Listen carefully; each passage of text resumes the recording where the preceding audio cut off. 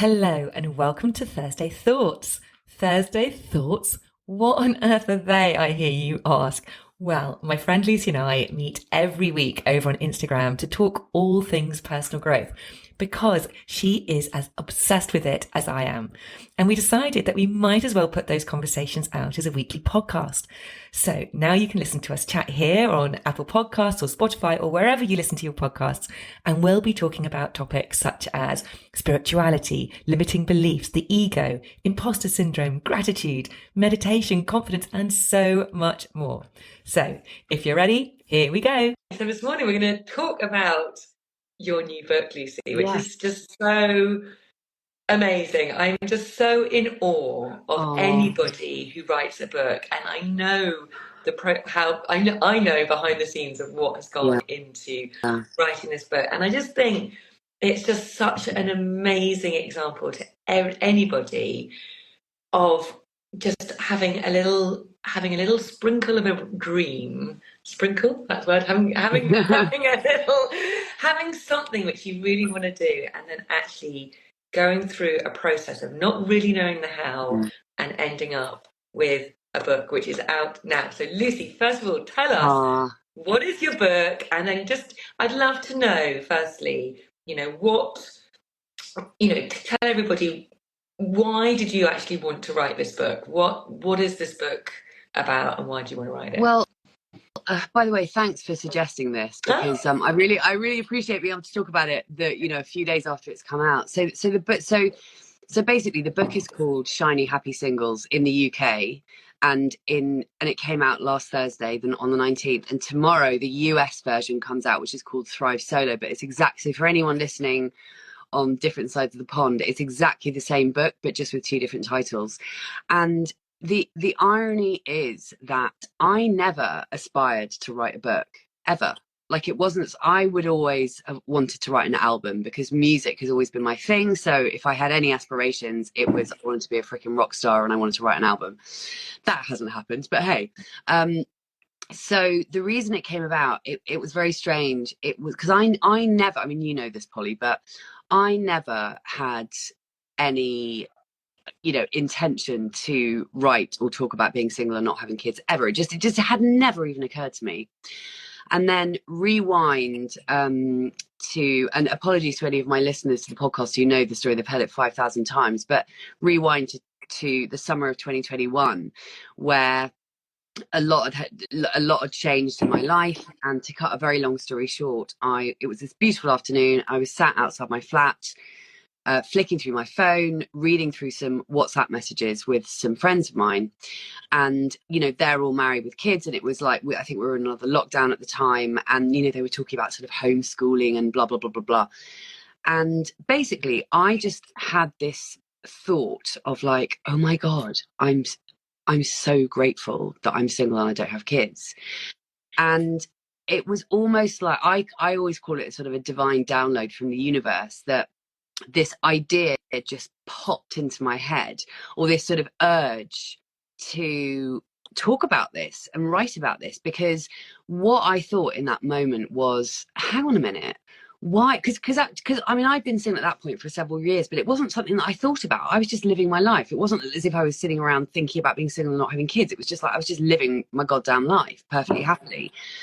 But I suddenly thought, fuck, why does the world think that my life, i.e. a life without a husband and kids, is less than, or that I haven't made it, or that I failed in some way?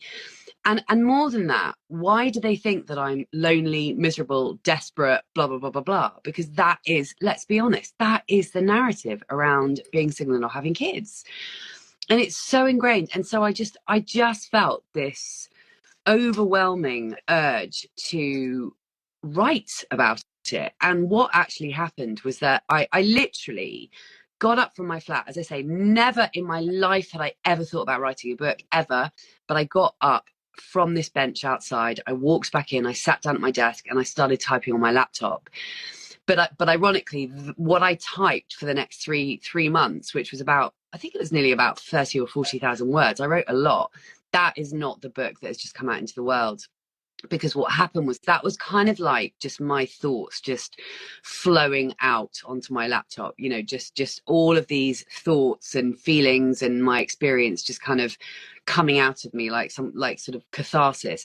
But anyway, to cut a long story short, I've already said that, haven't I? Holly, what are you going to say? Yeah. Can I just ask though, Lucy, Yeah. when you were doing that, when you were just like Yeah. flowing out, like writing out all that, Yeah. did you put it into chapters or anything, or did you just literally just write out? No, I did put it into vague chapters, but it was a load of shit. It was basically, I mean, it really was. It was crap. There was no structure to it. It was just like thoughts on a page. But yes, vaguely turned into chapters. But what actually happened was that a few months later, I then decided to start the podcast, and the book got completely sidelined, or what I'd written at that point got completely sidelined, because the podcast then took over my life. And like literally it was like became my full-time job. And then a few months after I'd started the podcast, where I hadn't even thought about the book for ages, even though I'd actually hired an editor because my plan was to self-publish it. So at that point I'd even like paid money for an editor to start going through it. Anyway, started the podcast, and a few months after that, I started it in February 22, and then in August, I got an email out of the blue from Bloomsbury, and I nearly fell off my fucking chair, because I was like, in fact, and it said, you know, would you be interested in writing a book? You know, I've been listening to your podcast, blah, blah, blah, blah. And I was so gobsmacked that I thought it was fake. And I was like, well, clearly this isn't real, because like, that was absolutely no way. And I sort of checked the email address. And anyway, of course, I got back to, her name is Holly, who is my editor and is amazing, by the way. Holly Gerald from Bloomsbury. I love her. She's just been incredible.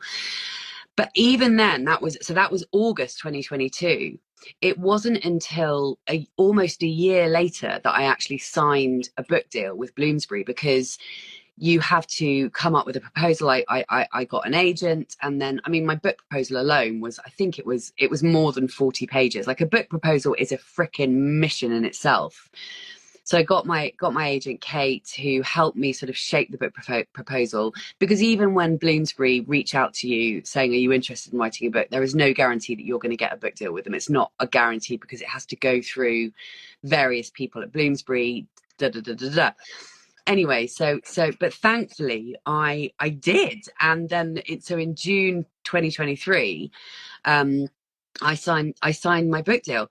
But in terms of what the book is about, actually it's very, very different to what I started writing, which is why I say everything that I wrote in 2021 has literally been scrapped. Because what Bloomsbury wanted was more of a kind of an investigation. They wanted interviews. So I ended up interviewing about 30 single childless women for the book. And basically the book is essentially, it's a celebration of single life. It's a celebration of being single and not having kids.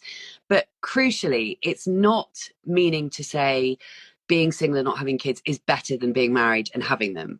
But what it is to say is, let's level the freaking playing field, because up until now, the world thinks that when you're single and you don't have kids, your life is less than, and that is simply wrong. It is not the case. It is a lie. It's a narrative. It's a story that desperately needs to be changed, not least because, you know, from my own experience, but also of so many single women that I've spoken to in the last 3.5 years that I've had my podcast. There are many single women out there who are thriving, who are doing amazing things with their lives because they're single and they don't have kids, not in spite of it. So the book is basically divided into chapters. So the chapters are, there's freedom, solitude, finances and careers, sex, friendships, solo travel. So it's kind of divided up into chapters, and then obviously, and then the last sort of section, I go into my real passion, which, as you know, is mindset, personal growth, all of that stuff, the fact that we have, you know, agency over our lives. So I basically talk in that final section all about the things that I did to really change my life and the way that I see my life and the way that I see myself. So that's what it's about. It is celebration. And for anyone out there who is single and doesn't have kids and is feeling crappy about it, there is no way that you're not going to feel better after reading this book. And if you're already happily single, it's going to really validate the life that you've chosen, because it really is for people on all ends of that spectrum. There are lots of reasons why people are single. I didn't choose to be single. I kind of ended up, although I think I am choosing to be single these days, but when I ended up single after my last relationship, I didn't sit down and think, I'm going to be single, I'm choosing to be single for the rest of my life. But as the years have gone by, I've loved it more and more and more. And I've loved the version of me that is the single version of me, and the version of me without kids, because this is one of the things I talk about in the book, is these underrated and unacknowledged freedoms and advantages and possibilities that come with a life of being single or not having kids. Yeah, well, I've got it here. Oh my God. And it is really super easy to read. It's an easy read. It's it's bloody brilliant.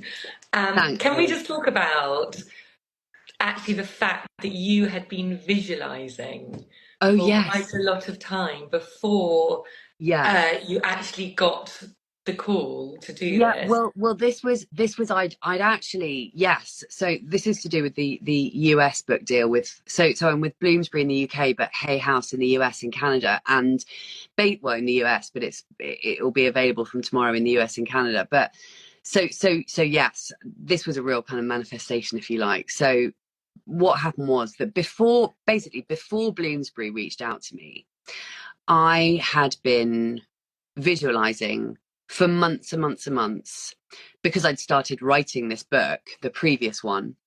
I wanted a book deal with Hay House, because they, several of their authors, they're very into personal growth and self-development stuff. And I just really like them. I've read a lot of their books. A lot of their authors, like Mel Robbins is with Hay House, for example, Gabby Bernstein, so many people. So I had this thing about going with Hay House. Anyway, so I would sit and visualize in my meditation an email dropping into my inbox. I would literally visualize an email from Hay House saying, something along the lines of, writing a book with Hay House or whatever. But then I got the deal with Bloomsbury, which of course I'm super happy about, and I'm so pleased that I did. But literally about 2 weeks after I signed the deal with Bloomsbury, like literally about 2 weeks after, if that, I was sat working one afternoon at my laptop, and an email dropped into my inbox from somebody at Hay House saying, writing a book with Hay House, ? And I literally couldn't believe it. The long and short of it is that I ended up meeting with this woman from Hay House, Amy, obviously telling her that I already had a deal with Bloomsbury. But that then, what then happened was that I've then ended up getting Hay House are publishing the US version of the book.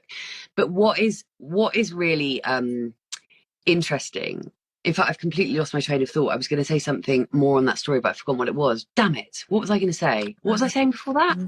I don't know. About manifestation, about believing, it's about you really visualize that email dropping in, you got the deal with Hay House, and then...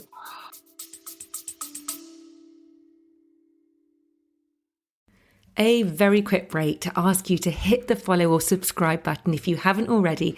And if you're enjoying this episode, I'd be super grateful if you could hit those stars and rate it too. Thank you.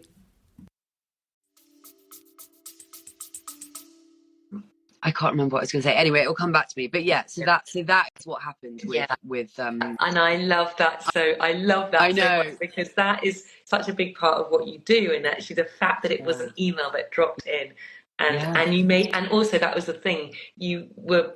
I remember at the time you're like, my gosh, am I going to have to turn it down? Yeah, because I'm with. I told you, didn't I? I was like, oh my God, you'll never guess what happened. Yes. Yeah. But actually, you made it work. That is why you've got the two different books with the two different titles, because of that. Which is hey, why not? Why not? Totally, Polly. I just remember what I was going to say, which is this: it's incredible what happens when you start putting yourself out there, and here's why. The only reason I have got a book deal is because I found the courage to start a podcast, because both of those publishers reached out to me because they heard my podcast. The end. That's it. Yes. Not because I'm special, not because I'm a great writer, nothing to do with that whatsoever. It was purely because I put myself out of my comfort zone, started a podcast, started talking about something that I cared about, started talking about something that I could talk about forever and ever, amen. And it is, and both Hay House and Bloomsbury, the people that reached out to me reached out because they'd heard the podcast. So all I would say is that it's unbelievable what can happen in your life when you start living in alignment with the things that actually light you up, when you start following the nudges from the universe about, like I say, going back to the time when I was sat outside my flat, having never thought about writing a book before, and this idea came into my mind, because this is how when you're kind of in alignment, and when you're sort of, when your mind is open to possibility. And this all happened, by the way, because I completely shifted my mindset and the way that I felt about life and myself. So I was available to kind of receive this download about writing. So I just think it's important to point that out.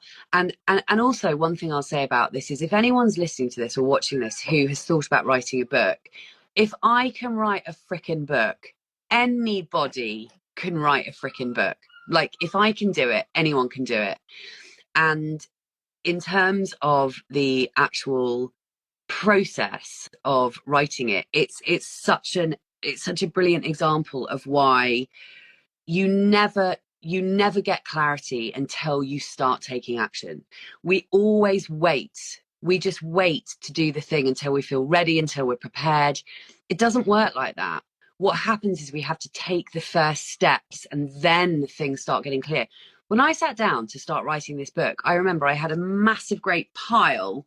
I'd done the interviews first, because obviously I had to start with the interviews.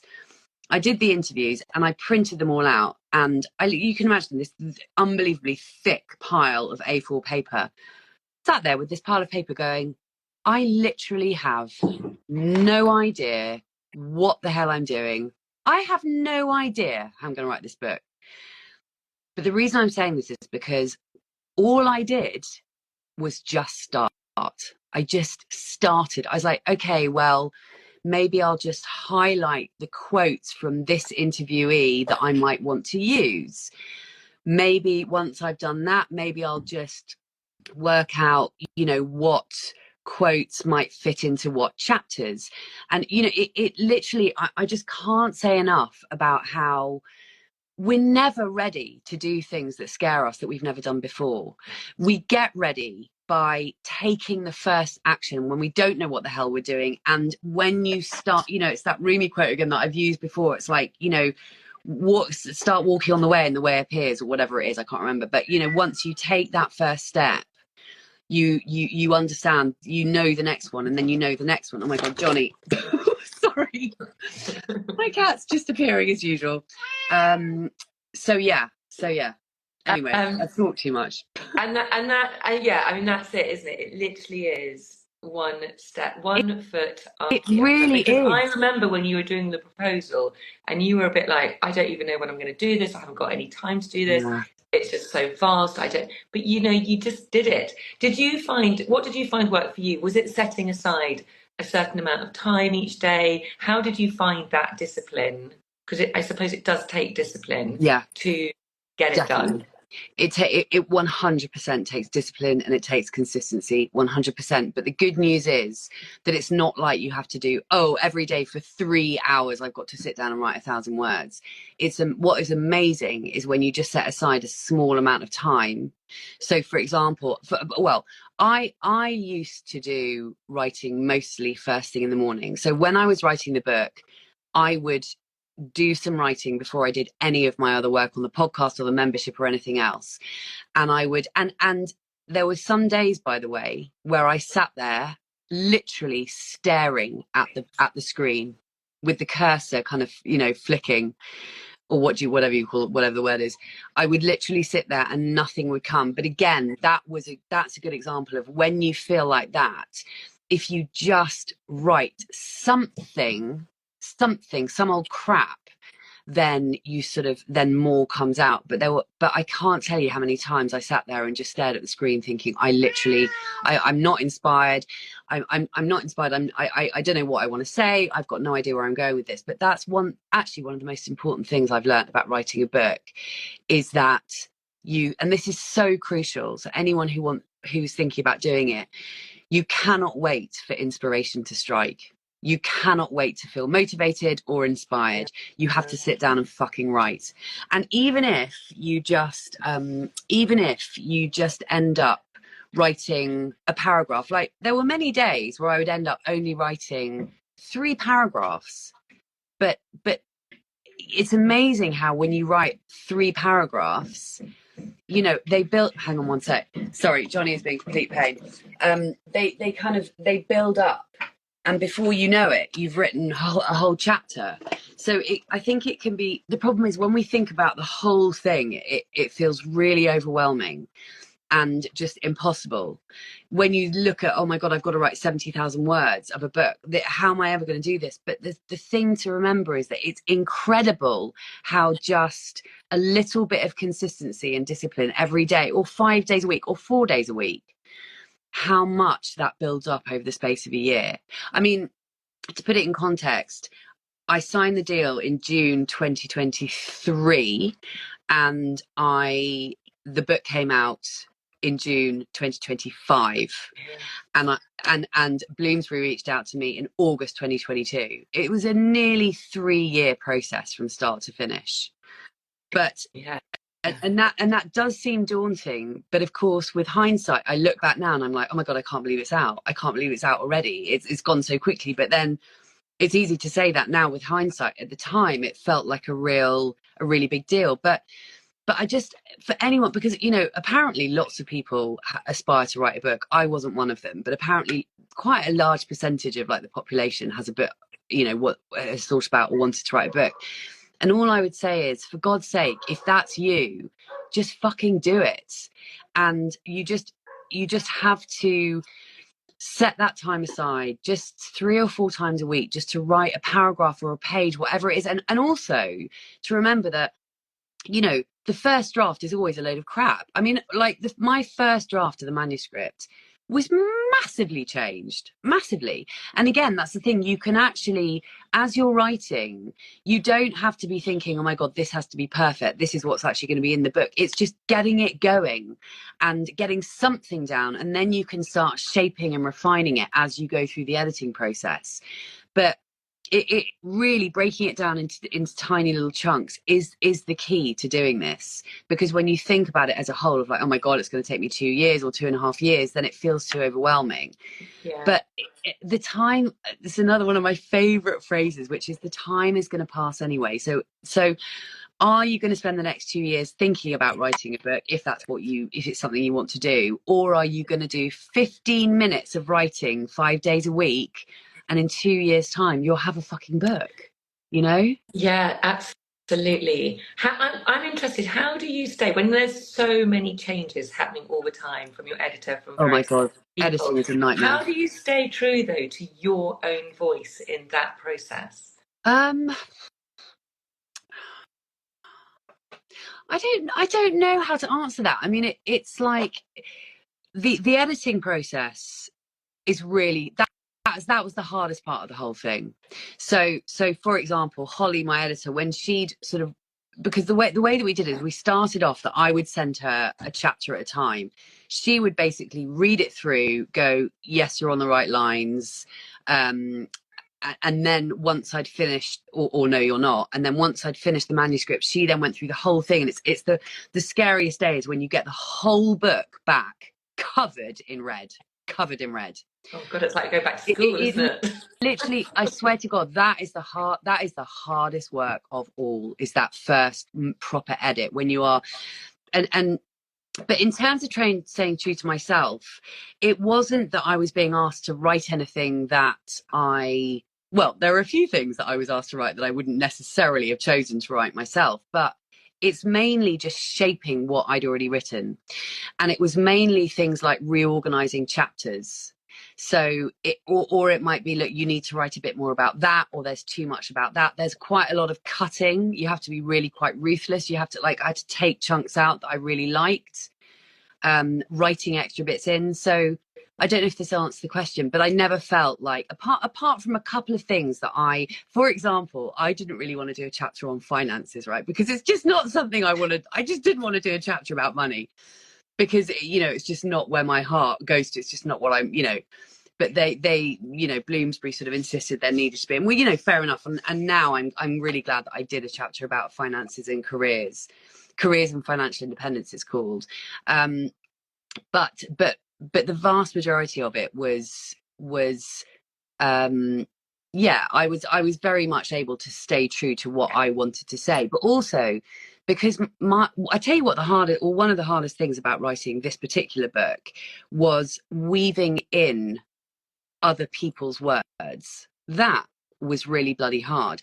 The bits, because you'll notice in the book, like pretty much in every chapter, there's like my kind of spiel where I sort of, you know, do like an intro, and I'm kind of, that's just my writing, and then I'll kind of bring other people in, sort of thing.